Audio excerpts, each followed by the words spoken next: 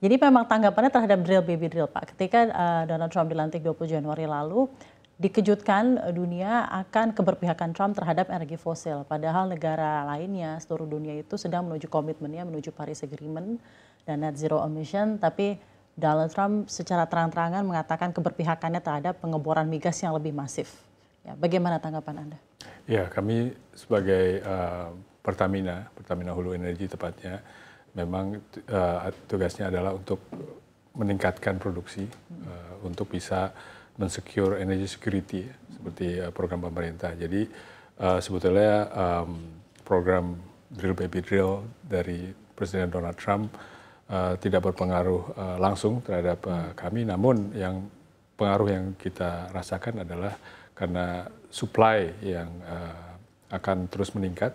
Seperti kita lihat harga minyak dalam hal ini cenderung tertekan karena memang itu salah satu tujuan dari Presiden Amerika Serikat untuk menurunkan energy cost. Nah, ini yang buat kami akan berimpact karena ini adalah sumber revenue kita, sehingga kita tetap terus mempertahankan produksi kita, namun dengan harus memperhatikan selektif capital investment.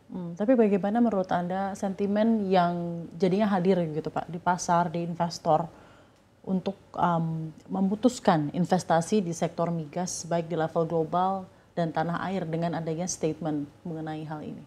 Ya, di Indonesia produksi kami semua diserap oleh kilang, oleh Pertamina sendiri untuk keperluan energy security kita.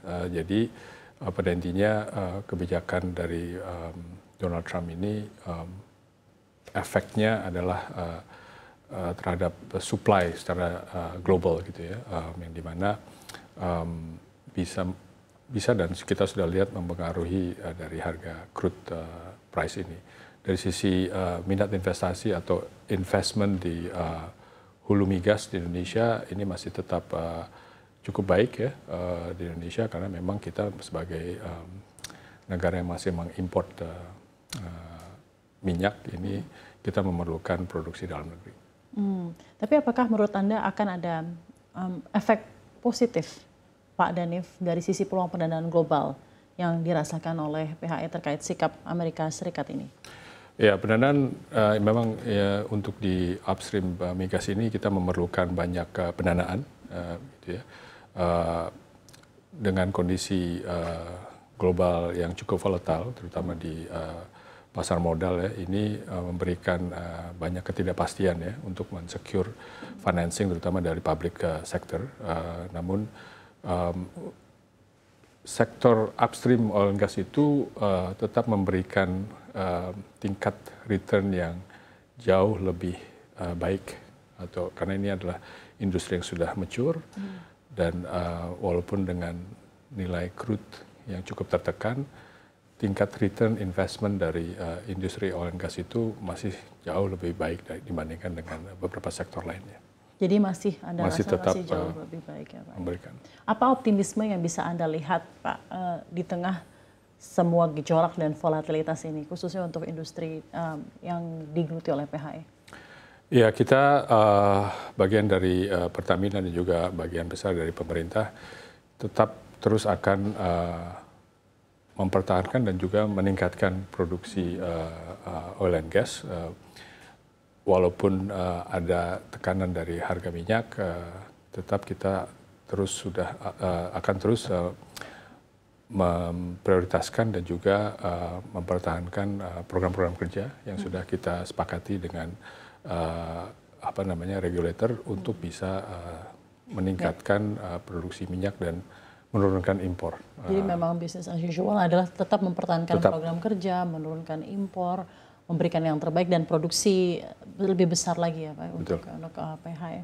Ya, seperti seruan yang disampaikan tentunya oleh Prabowo Subianto, Bapak Prabowo Subianto, yaitu Kemandirian Energi.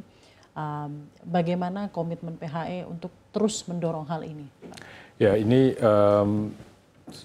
merupakan komitmen kami untuk terus menciptakan meningkatkan produksi dan mempertinggi ya kemandirian energi dengan meningkatkan produksi dari sisi minyak dan gas dan terus bekerja sama dengan partner dan juga dengan regulator, apakah itu Kementerian SDM dan juga SKK Migas untuk bisa mempercepat produksi minyak dan juga membuka lapangan-lapangan minyak baru dan juga beberapa inisiatif seperti idle well dan idle structure yang kita akan reaktivasi lagi. Over the period of time ini 2025 dan tahun-tahun multi year Pak. Betul. Seperti apa untuk tahun-tahunnya Pak? Ya. Oke. Baik, dari sisi capex bagaimana realisasi belanja modal PHI untuk 2024 kemarin? 2024 kemarin kita cukup baik ya karena harga minyak juga masih sangat favorable. Kita hampir bisa merealisasikan seluruh budget capex di sisi anorganik. Dan juga di tahun ini di first quarter kita malah melebihi dari target capex yang sudah dibudgetkan. Oke.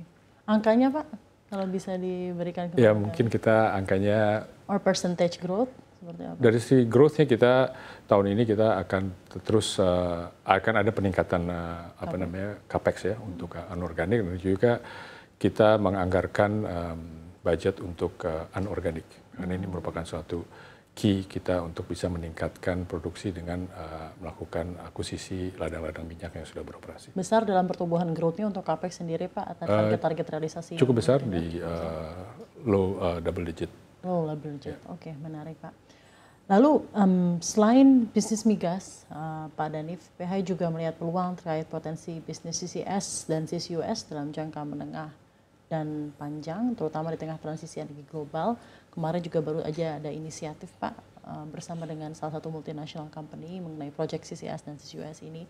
Bisakah dijabarkan untuk tujuan dari? Iya, ini merupakan salah satu inisiatif yang sangat exciting ya, sangat menarik karena ini adalah potensi bisnis baru buat Pertamina Hulu Energy yang bisa membuka peluang bisnis untuk low carbon solutions, terutama di carbon capture storage dan carbon capture utilization dan storage gitu ya.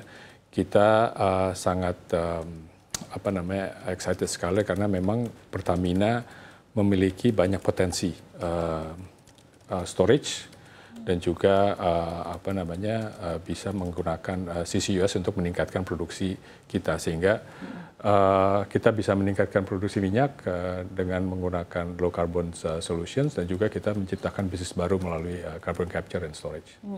Dan dalam hal ini kira-kira proyek kapan berjalan Pak dan mengapa memilih untuk partner multinational company ini sendiri seperti yang kemarin sudah di launch? Oke, ya ini pertama ini adalah sektor baru ya. Jadi yang harus kita lakukan adalah kita berpartner dengan international oil company yang sudah memiliki pengalaman, walaupun ini baru, tapi sudah memiliki pengalaman dan juga memiliki certain technology enhancement gitu ya yang sudah pernah diterapkan. Itu yang paling key. Dan yang kedua adalah kita berpartner dengan negara lain yang memiliki